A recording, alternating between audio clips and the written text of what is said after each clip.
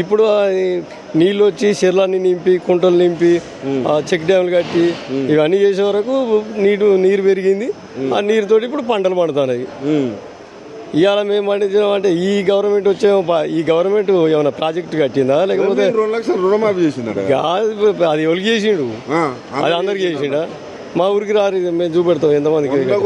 దేవుళ్ళ మీద ఒట్టేలా ఇక్కడ పక్కన లక్ష్మీ నరసింహస్వామి మీద దేవుళ్ళు కూడా భయపడే కాలం వచ్చింది. ఆ దేవుడు భయపడే వాన కూడా అటే పోయేటట్టున్నది.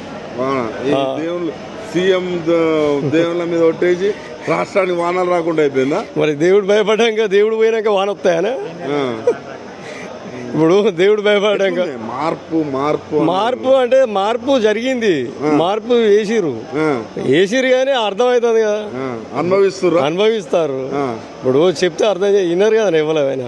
ఇప్పుడు ఒకసారి నువ్వు ఇక్కడ నీకు ఇక్కడ రాయిన తాకుతుంది పడుతుంది అని అంటే నువ్వేమంటావు చెప్తాను అనుకుంటాడు కదా. మరి కేసీఆర్ నేను అదే ముచ్చట చెప్తాను నీకు. ఇప్పుడు గిడ పడతావు అని నేను అన్నా, గీనకే వరకు నువ్వు పోయినావు పడ్డావు. పడ్డాక నేనేం చెప్తా చెప్పినా కదా నీకు. అంతే అది కాదే మళ్ళా కూడా ఓట్లు వేస్తారు, నేనే ఇంకో 5 ఏళ్ళు కూడా ముఖ్యమంత్రి నేనే అంటాడు. అది ఎట్లుంటుందో ఇప్పుడు జనాలకు వెళ్ళిపోయింది కానీ, జనాలకు మొత్తం వెళ్ళిపోయింది. మీకైతే తెలిసిపోయింది, జనాలకు తెలిసిపోయింది. వాళ్ళు అంటారు ఓడిపోయేంత వరకు కూడా కౌంటింగ్ అయి లెక్క అయ్యేంత వరకు కూడా మాదే వస్తుంది అని చెప్తారు రాజకీయ నాయకులు. ఇది కూడా అంతే.